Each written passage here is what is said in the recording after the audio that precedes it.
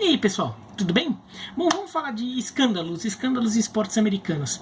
Nesta quarta-feira eu estava no bate-bola da ESPN Brasil e a gente estava falando sobre mala preta, mala branca, aquelas coisas, até porque daí tem essa coisa de que o Cruzeiro talvez daria um dinheirinho pro Corinthians jogar para valer contra o Ceará, essas coisas, teve um negócio lá da Série B, então veio a tornar um assunto e um seguidor do Twitter até mandou a pergunta: já teve um caso de mala preta no esporte americano? E eu até falei no ar, não teve, porque a forma como funciona lá, até financeiramente, os pagamentos e o código de conduta dos jogadores é um pouco bem diferente e fica mais difícil acontecer isso. Não tem rebaixamento também nos esportes americanos, tudo. Então a chance desse tipo de coisa acontecer é pequena, e se tivesse acontecido seria muito falado até hoje, porque seria um escândalo gigantesco. Então, se aconteceu, foram casos pequenos, assim, que não tiveram grande repercussão, nada de impacto tão grande aí, quanto, imagina se acontecer num jogo envolvendo times grandes do futebol brasileiro. Isso não significa que não tem escândalos nos esportes americanos. Então eu vou falar aqui do maior escândalo da história. A maior parte dos escândalos nos esportes americanos envolvem doping, alguns até doping individual, mas principalmente um esquema mais complexo aí para conseguir obtenção de doping, aí caso Lance Armstrong, no caso do beisebol, teve muitos casos. Um caso muito recorrente é de universidades que por baixo do pano pagam para os seus jogadores escolherem elas, né? Então um jogador que está saindo do ensino médio, ele recebe um dinheiro para escolher a universidade X e não a universidade Y para jogar. Então isso é um escândalo, porque isso é proibido, né? Os jogadores teoricamente são amadores. Aqui, no final desse vídeo eu vou deixar dois quadrinhos aqui, um com um vídeo sobre jogadores universitários não ganhar dinheiro, e um sobre mala preta, porque não tem esse negócio de mala branca, é tudo mala preta, tá? Mas então esses são os casos mais recorrentes. Tem alguns casos um pouco mais cabeludos, né? Está tendo um, né? Na Major League Baseball, o Houston Astros está sendo investigado por ter desenvolvido todo um esquema com uso de recursos eletrônicos para roubar os sinais dos catchers dos times visitantes quando vão jogar em Houston. Isso faz com que o Houston Astros consiga roubar os sinais e repassar rapidamente as instruções para os seus rebatedores, que já sabem que tipo de arremesso vai vir, então eles têm uma vantagem muito grande aí no jogo. E isso teria sido utilizado em 2017, justamente o ano em que os Astros foram campeões. E há uma suspeita muito grande que continua em 2018 e 2019, envolvendo a diretoria esportiva do clube, comissão técnica e eventualmente até jogadores. Então é uma coisa que ainda está se investigando, mas é grande, é bem grande, aí vão ser grandes punições que virão. No futebol americano tem dois casos famosos envolvendo o New England Patriots, um da bola murcha, né, que o time deixaria a bola propositalmente um pouquinho mais murcha que o normal, porque ela fica mais controlável por parte do quarterback para fazer seus passes, e o outro é que o Spygate, né, que os Patriots seriam espionados a times adversários nos seus treinos para para identificar jogadas aí e conseguir instruir seus jogadores melhor e tirar vantagem disso. Um outro escândalo que talvez compita como o maior de todos os tempos, eu não considero, porque ele é muito grande, muito cabeludo, mas não é bem esporte americano. Acho que é mais esporte olímpico, só que envolvem atletas americanos em uma competição americana, que é o da Tonya Harding e da Nancy Kerrigan na patinação artística no gelo. Um caso, quem tem um pouco mais de idade ali, uns 30 anos, talvez se lembre disso. Nos anos 90, a Tonya Harding, que era a segunda do ranking americano, teria combinado ali com o marido dela e mais um amigo, agrediram com uma barra de ferro, tentando contundir a Nancy Kerrigan, agrediram na perna, tentando contundir a Nancy Kerrigan para tirá-la dos Jogos Olímpicos de Lillehammer, na Noruega. No final das contas, a Nancy Kerrigan conseguiu se recuperar. A Tonya Harding foi, porque estava sob investigação ainda, ela disputou os Jogos Olímpicos e a Nancy Kerrigan ficou com a medalha de prata, mas essa final olímpica teve uma audiência digna de Super Bowl na TV americana na época, porque todo mundo queria saber o final dessa história, porque foi uma história muito de mocinha e bandida, aquelas coisas todas, né? Mas não é bem esporte americano, né? É um esporte olímpico envolvendo atletas americanos. De esporte americano, que a gente entende por esporte americano aqui no Brasil, as ligas americanas, aquela coisa, coisa, nenhum escândalo se compara ao escândalo das meias pretas, ao escândalo dos Black Sox. E é um bom caso falar agora porque ele completou 100 anos em outubro.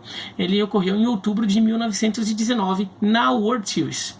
O Chicago White Sox, né, as meias brancas de Chicago, e daí por isso o escândalo das meias pretas. O Chicago White Sox chega ao World Series como favorito ao título, né? Ele já havia conquistado o título não fazia muito tempo e foi enfrentar o Cincinnati Reds.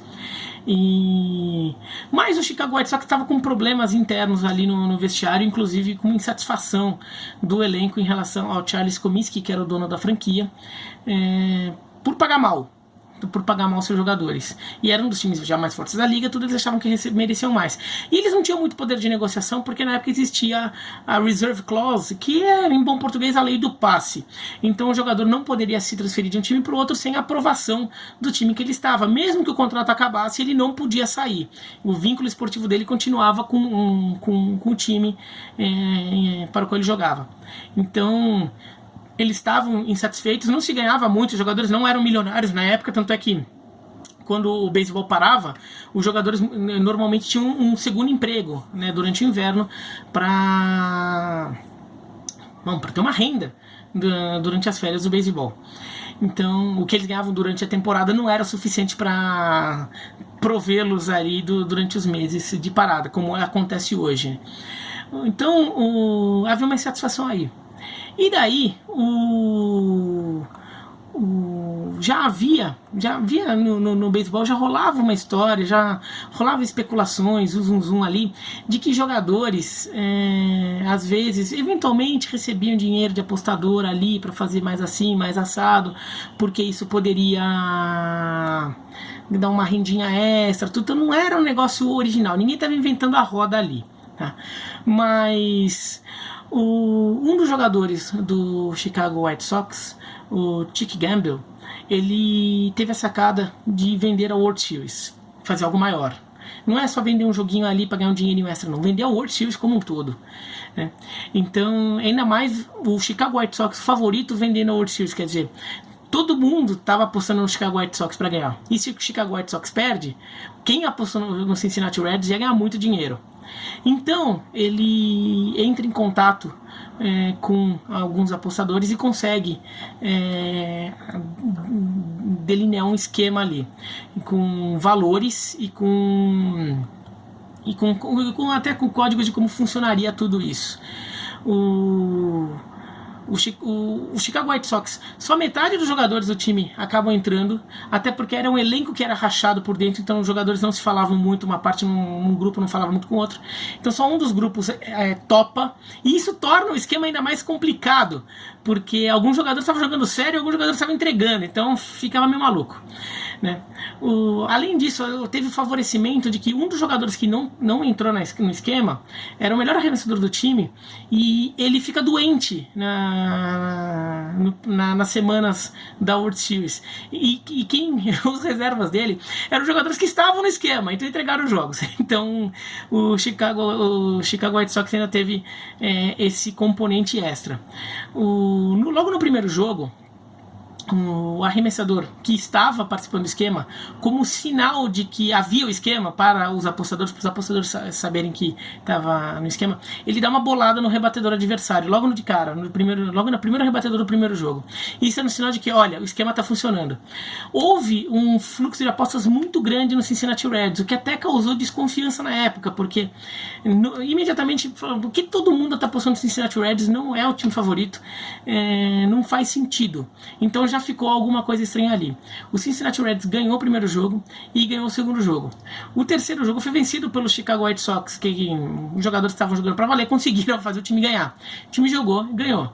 Era melhor de 9, então tinha que vencer 5 jogos para ser campeão naquela época. Não era melhor de 7, vencendo 4 é campeão como hoje. Então, daí o Cincinnati Reds abre 4-1 na série, vencendo ainda o jogo 4 e o jogo 5. Só que os jogadores do Chicago White Sox que estavam no esquema começaram a ficar insatisfeitos, porque estava combinado que os apostadores pagariam por jogo. Tinha um valor total pela série, mas seria pago jogo a jogo. e eles não estavam recebendo. Os apostadores, o sujeito que representava os apostadores aí nessa negociação, né, que fazia a ponte, falou não, porque eles ainda não conseguiram reembolsar o valor das apostas, tudo, e os jogadores começaram a ficar insatisfeitos. No jogo 6 e no jogo 7, o Chicago White Sox joga para valer e ganha os dois jogos, deixando a série 4-3, né? Então, criando uma ameaça de uma virada espetacular na série. O Chicago White Sox era mais time, né? Então, jogando para valer, ganhou os jogos dos Cincinnati Reds. Aí teve até casos de descobrir isso depois, né? Que apostadores teriam ameaçado a agredir ou fazer coisas erradas, né, atacaram, assim, não ficou muito claro exatamente o que seria, mas ameaçaram a saúde de familiares dos jogadores dos White Sox que estavam no esquema. Os jogadores se viram ameaçados, mas ali numa negociação que depois, não, vamos pagar, os White Sox entregam o jogo 8 e perdem a série por 5-3. O campeonato acabou, Cincinnati Reds campeão, todo mundo sai de férias, tudo. Temporada 1920 começa e tá rolando a temporada. Só que aquela desconfiança de que os White Sox atuaram de forma muito estranha naquela World Series estava crescendo. No beisebol, para entregar um jogo, às vezes é difícil de perceber, porque a diferença entre um arremesso que você faz, um arremesso ruim de propósito, que você faz para o time adversário conseguir uma rebatida e ganhar o jogo, e a diferença de arremesso ruim que você fez porque você simplesmente errou, pode ser muito pequena, pode ser difícil de perceber. Então nem todo erro é muito caricato, né? Então, mas havia um zoom ali, até pelo comportamento dos apostadores naquela World Series, que era um pouco fora do padrão, né? Tanta gente apostando no Cincinnati Reds. Até que um dos jogadores, o Eddie Chicotte, ele resolve falar, ele abre a boca, e ele era um participante, um integrante do esquema, e ele fala tudo o que aconteceu. Isso já era setembro de 1920, quase um ano depois. Ele chega e fala: o Congresso americano instaura uma investigação, quase que uma CPI ali, para investigar os acontecimentos daquela World Series, e daí tudo vem à tona, né? Todo o esquema com o Chick Gandil armando todo o esquema. Os valores são publicados, são descobertos, né? Os valores iriam de 5 mil a 35 mil dólares, o que para a época era uma fortuna, e os jogadores não eram milionários. Então, daí o valor dependeria do nível de participação dos jogadores, de quantos jogos eles fizeram. O Chick Gandil foi quem recebeu mais, porque foi o grande mentor do esquema. Os 8 jogadores foram banidos do esporte e nunca mais puderam atuar no beisebol profissional. Os jogadores foram o Chick Gandil, Eddie Chicotte, o Oscar Happy Felch, o Shoeless Joe Jackson, Fred McMullin, o Charles Swede Risberg, o George Buck Weaver e o Lefty Williams. Esses foram jogadores que foram banidos do esporte e nunca mais jogaram beisebol na vida. Nunca mais puderam nem virar técnico, nem fazer membro de comissão técnica, nem virar olheiro de time. Não puderam mais ter participação no beisebol profissional federado. O caso mais polêmico aí é o do Shoeless Joe Jackson, que era o melhor jogador do Chicago White Sox, e era um jogador que já tinha uma carreira, todo um currículo que o levaria, que seria, na época não existia o Hall da Fama do beisebol, mas seria um jogador que entraria no Hall da Fama pelo todo o desempenho que ele tinha, pela carreira que ele já tinha, um veterano. E naquela World Series ele foi o melhor jogador. Ele teve 37,5% de aproveitamento no bastão, ou seja, foi o melhor rebatedor do Chicago White Sox em toda a série. Entre os que estavam envolvidos e os que não estavam envolvidos, ninguém rebateu tão bem quanto ele. Ele teve 12 rebatidas naquela World Series, foi um recorde na época. Nunca um jogador tinha tido tantas rebatidas na mesma série final do beisebol. E esse recorde do Shoeless Joe Jackson foi batido só em 1964, 45 anos depois. Então é muito fácil imaginar que ele jogou para valer a série e que ele foi envolvido meio como foi no roldão ali das denúncias, porque chegaram a dar o nome dele como alguém que sabia do esquema e que teria participado, e pelos relatos ele teria recebido 5 mil dólares e não teria aceito esse dinheiro, mas ele teria recebido esse dinheiro. Ele não aceitou, mas ele confessou. Depois ele retirou a confissão dele, falando que foi uma confissão feita sob pressão, mas aí a vaca já tinha ido pro brejo, ele nunca mais pôde jogar. Morreu pobre nos anos 50 e até hoje mesmo, assim, é uma coisa muito recorrente até hoje entre torcedores do Chicago White Sox e entre historiadores de beisebol.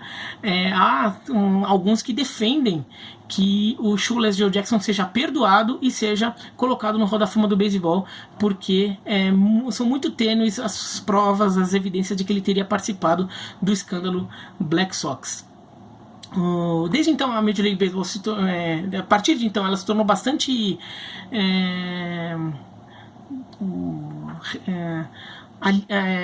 rejeitar bastante apostas em geral, tanto que nos anos 80 o maior rebatedor da história, o Pete Rose, foi banido do esporte porque descobriu-se que ele apostava, né? Ele já era técnico, ele já tinha encerrado a carreira, ele era técnico do Cincinnati Reds e ele foi banido do esporte. Até hoje ele está banido, ele está vivo, mas não pode mesmo entrar no estádio. Ele só entra no estádio do Cincinnati Reds lá, mas ele não vai pro All-Star Game, ele não pode nem entrar no estádio aí, que já dá tudo um zum ali, porque ele apostou em beisebol enquanto estava na ativa, inclusive teria apostado em jogos do time dele, comprovadamente apostou a favor do time dele, mas isso não é um comportamento considerado adequado.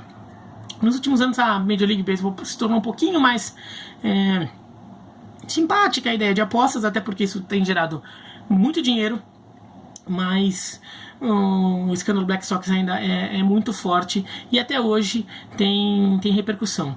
Nos anos 90 teve o filme Campo dos Sonhos, que é um dos melhores filmes de esporte já feitos por Hollywood, e que é um filme um pouco romântico ali, que mostra um pouco essa coisa do beisebol como uma coisa romântica que une gerações, tudo. E um personagem ali principal do filme, interpretado pelo Kevin Costner, ele faz um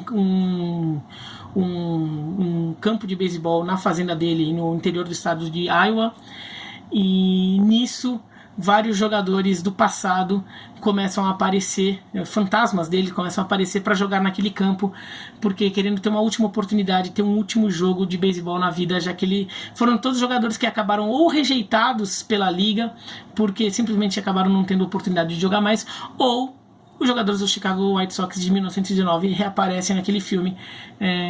Os fantasmas deles aparecem porque eles queriam ter uma última oportunidade de jogar o jogo que eles tanto amavam. Inclusive, isso é uma história tão presente ainda, que no ano que vem, em 2020, a Major League Baseball fará um jogo oficial do New York Yankees contra o Chicago White Sox nessa fazenda, no interior do estádio do Iowa. Eles estão construindo um estádio novo, um estádio provisório, ao lado do campo que foi utilizado pelo filme, que o campo até hoje virou atração turística no estádio de Iowa. Eles estão construindo um campo novo, vão fazer um jogo lá entre o New York Yankees e o Chicago White Sox, e tem muita gente que imagina que, acho improvável, mas muita gente imagina que a Major League Baseball vai aproveitar aquele momento até para anunciar um perdão ao Shoeless Joe Jackson do Chicago White Sox de 1919. Mas é isso então. Gostaram da história do joinha? Não gostaram não? Se inscreva no canal, clica no sininho, escreve aqui embaixo. E se inscreva no canal e assim, recomende o canal para seus amigos. Gente, eu tô aqui com 80 mil inscritos já. Pô, eu tô pensando em fazer algo especial quando chegar a 100 mil, mas não tá chegando agora, a curva de crescimento tá devagarinho assim. Então, se vocês puderem dar uma ajuda aí para espalhar um pouquinho o canal para quem vocês acham em quem vocês acham que vai gostar, seria legal, eu agradeceria, tá bom? Um abraço e até mais.